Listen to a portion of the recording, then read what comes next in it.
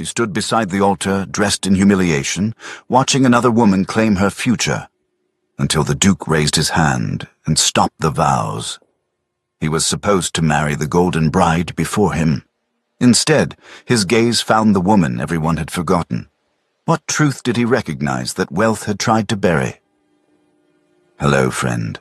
If this moment has caught your breath the way it caught hers, I'd be deeply grateful for your support. A like, a subscribe, anything that tells me you're here for stories where quiet dignity defeats loud cruelty. And if you'd like, leave a comment telling me where in the world you're reading from. I treasure every single one. The church smelled of beeswax and white roses, their perfume so thick it seemed to coat Mabel Lambert's throat as she stood in the shadow of the stone column. The stained glass windows threw fractured rainbows across the polished floor, each shard of colored light trembling with the weight of held breath. 200 guests filled the pews, silk rustling, jewels catching the afternoon sun streaming through the lancet windows. Not one of them was looking at her. Mabel's gloved hands were folded at her waist, fingers pressed together until the seams bit into her skin through the thin fabric. She had chosen the dove-gray dress deliberately. Muted, modest, nearly invisible against the church's stone.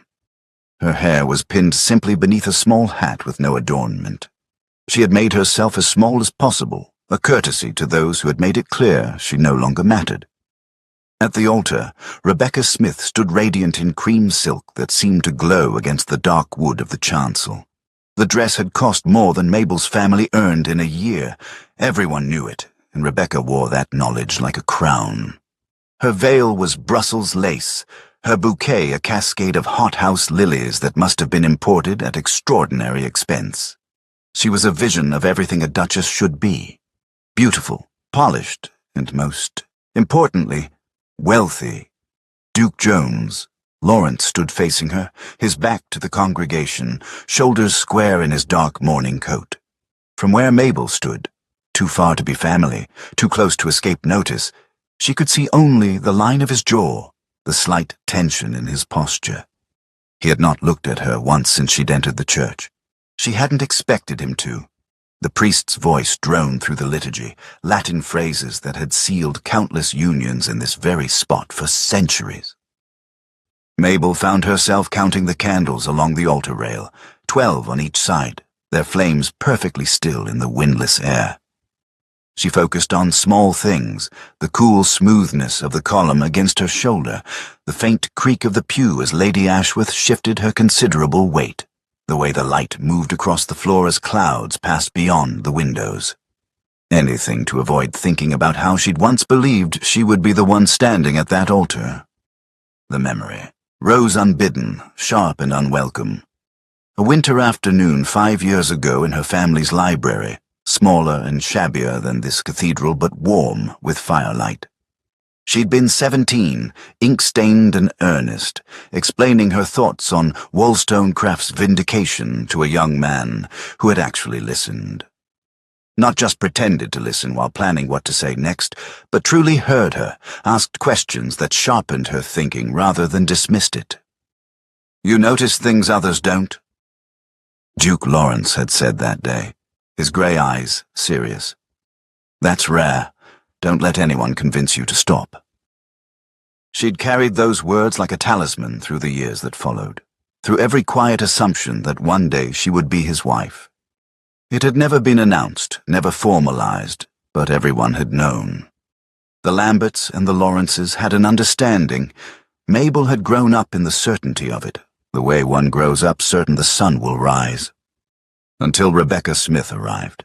With her father's fortune and her mother's ambition, and certainty became a childish fantasy Mabel was gently told to outgrow.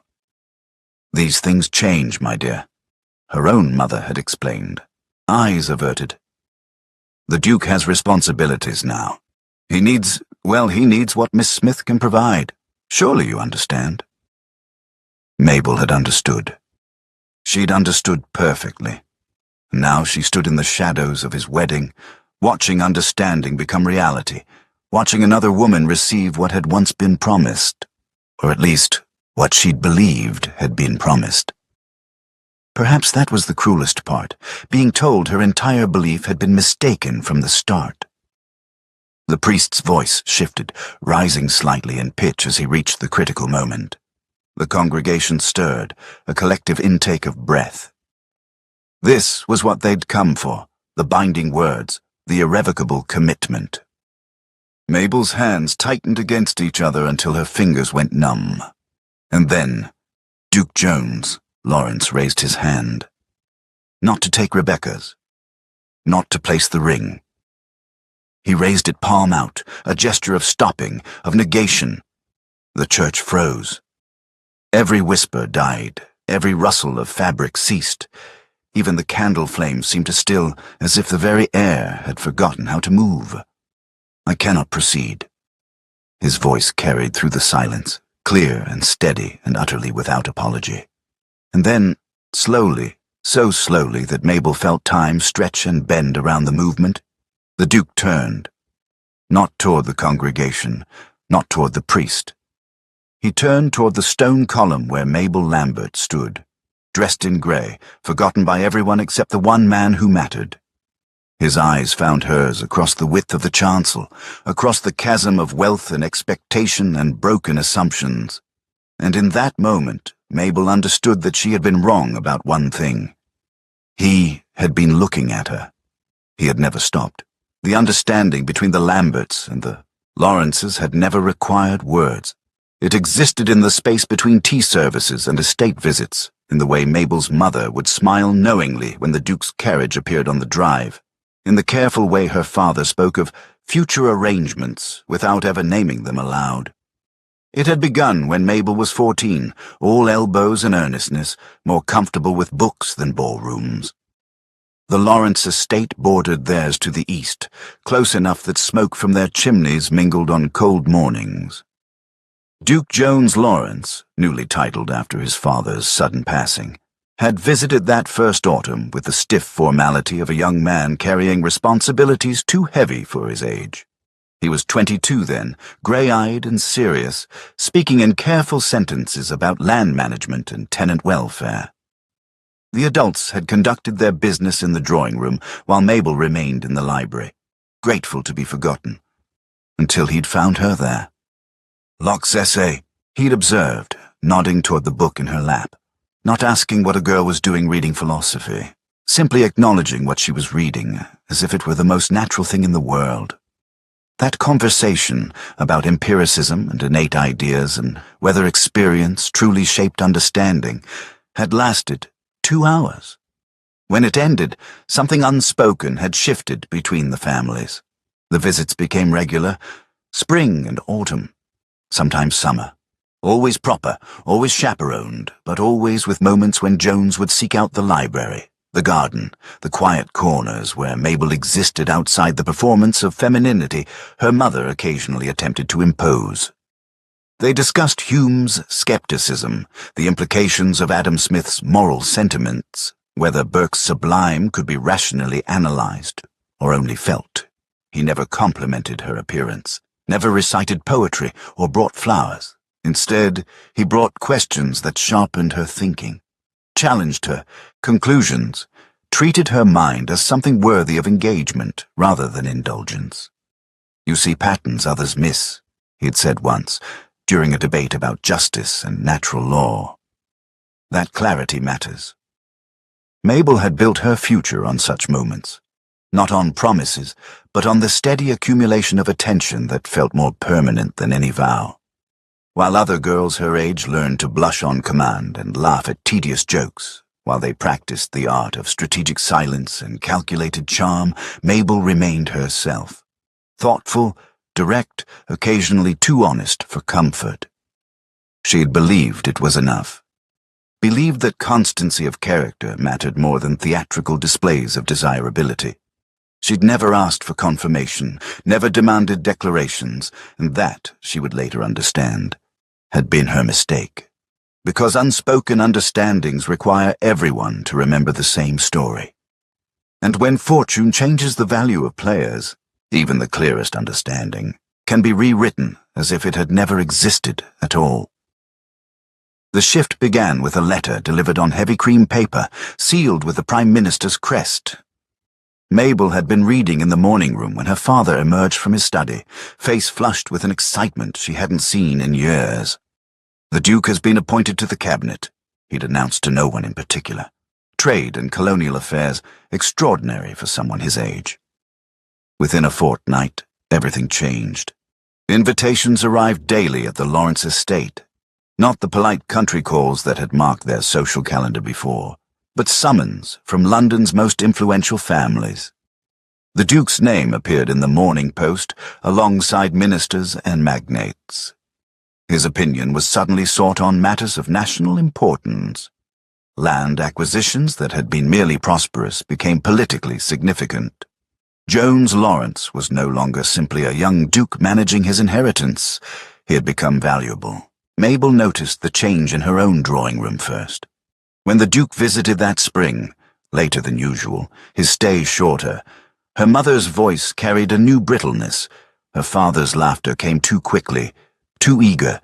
They spoke of opportunities and connections and what might be possible with the right alignments. The conversations no longer included her. "Perhaps we should let the Duke rest before dinner," her mother suggested when Mabel moved toward the library where Jones waited. "He has so many demands on his time now. We mustn't be presumptuous." Presumptuous. The word landed like a stone in still water. The next visit, her father used different words. "We must be practical about these things, Mabel. His position requires certain considerations now. Timing matters." Practical. Timing. Considerations.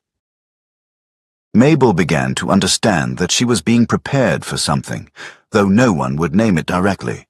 The letters from Jones became less frequent. Not absent. He still wrote, still asked about her reading, still engaged her thoughts, but the intervals stretched. When he did visit, there were always others present now. Stewards, secretaries, men discussing parliamentary matters in voices that made it clear her presence was an interruption rather than an expectation. She caught her parents exchanging glances across the dinner table, saw her mother's hands twist in her lap when the Duke's future was mentioned. They had begun speaking in careful euphemisms, in sentences that trailed into weighted silence.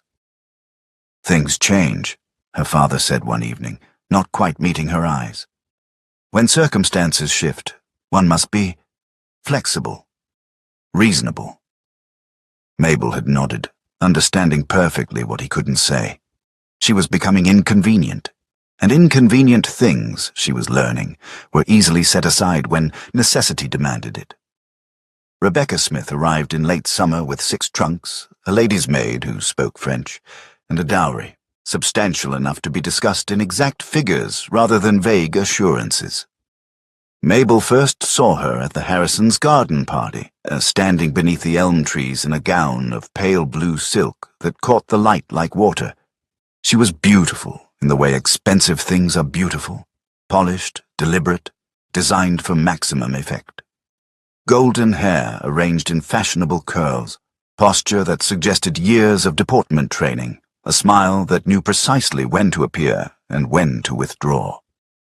The shipping magnate's daughter, Lady Harrison whispered to Mabel's mother, her voice carrying the particular tone reserved for discussing enormous wealth. 30,000 a year, they say, and her father's considering a parliamentary seat. Mabel watched Rebecca move through the gathering with the confidence of someone who understood her own value and expected others to recognize it as well.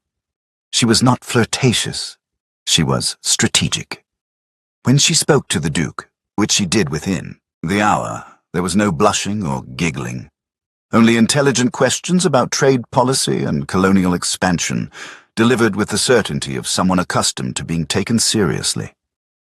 "She's perfect for him," Mabel's mother murmured. "Given his position now, the connections alone." Within 3 weeks, the Smiths had been invited to dine at the Lawrence estate. Within 6, Rebecca's name appeared in every conversation about the Duke's future. The Lambert family was invited for tea on a grey October afternoon. Mabel knew before arriving what would be said. She recognized the careful arrangement of chairs, the way her mother's hands trembled slightly as they removed their gloves. Her father delivered the news in the same study where he'd once spoken of future arrangements with such certainty. "There was never an official engagement, Mabel," he said gently. "You must understand that. An understanding, yes, between families, but circumstances have changed." The Duke's position requires, well, Miss Smith brings advantages that are simply necessary now. Necessary. There was that word again. "You've been so patient," her mother added, eyes bright with tears that somehow made Mabel feel she was the one causing pain. "So gracious through all of this. We're grateful for your understanding." Her father cleared his throat. "The wedding is planned for December, at St. Catherine's. Naturally, we'll all be invited. It would mean a great deal if you would attend." Mabel heard herself say something appropriate, saw herself smile, felt herself nod, and understood, finally, that she had been erased as thoroughly as if she'd never existed at all.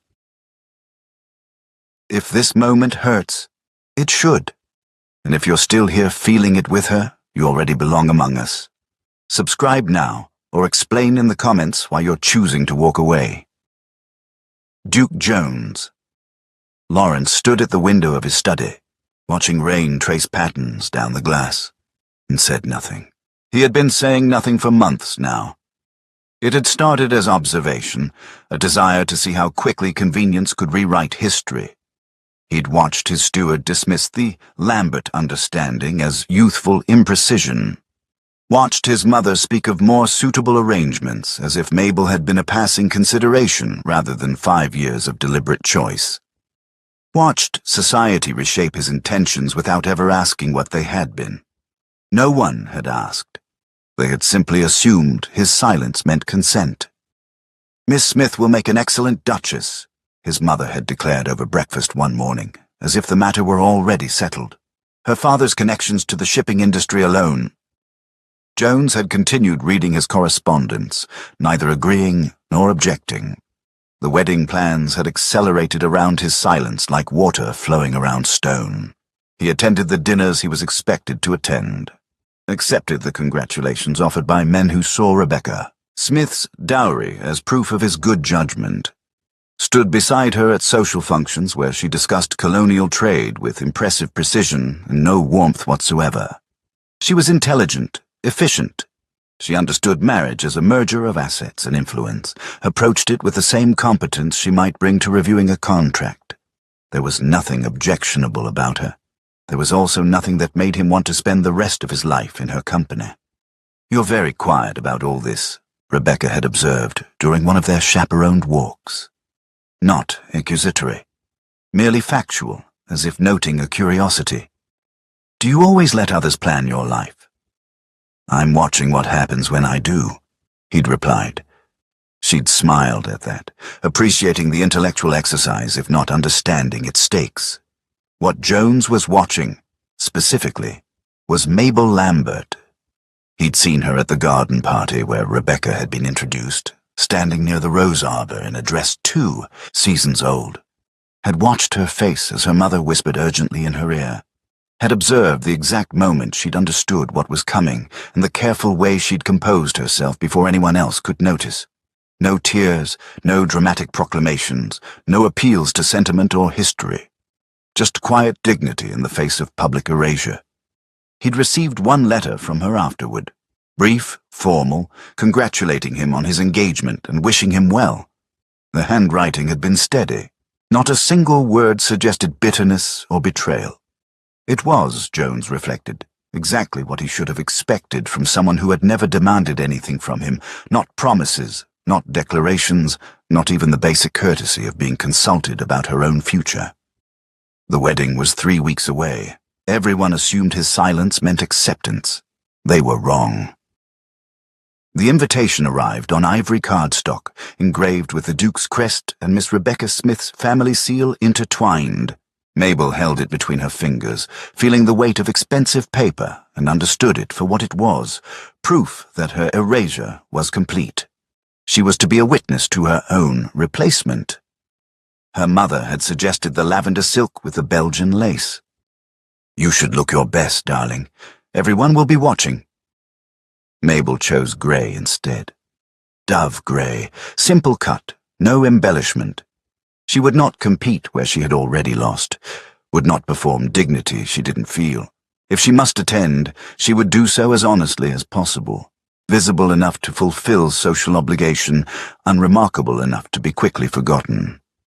"You're being very gracious about all this," Lady Harrison remarked at the dressmakers, her tone suggesting she'd expected theatrical suffering instead. Not every young woman would be so understanding. Understanding. They kept using that word as if Mabel's silence indicated approval rather than the simple absence of alternatives. What they called grace was actually the mathematics of powerlessness. She could rage against the rewriting of 5 years of her life, or she could preserve what remained of her dignity. Those were the only choices. Society's cruelty, Mabel was learning, lived in its politeness, in the careful way people thanked her for understanding what they'd never explained, in the gentle voices that made her erasure sound like kindness, in the assumption that because she didn't weep publicly, she must not be wounded privately. "The Duke is so fortunate," another acquaintance offered. "Miss Smith brings such advantages. I'm sure you see that." Mabel saw it perfectly, saw that advantages measured in thousands of pounds would always outweigh advantages measured in years of intellectual companionship, saw that she had been naive to believe constancy mattered more than calculation. She had spent weeks trying to locate the exact moment everything changed, searching for the conversation or decision that had severed what she'd believed unbreakable. But there had been no moment, just a slow erosion of assumption, her future disappearing like morning mist while everyone pretended nothing was being lost. The night before the wedding, Mabel sat at her writing desk and acknowledged a truth she'd been avoiding. She had been erased, but not broken, cast aside, but not destroyed. And for the first time in months, she chose not to hope. Hope required believing the world might still surprise her with fairness. Mabel had learned better. Tomorrow she would attend the wedding, watch Rebecca Smith become the Duchess she'd once expected to be, and then she would begin the work of building a life from what remained after expectation died.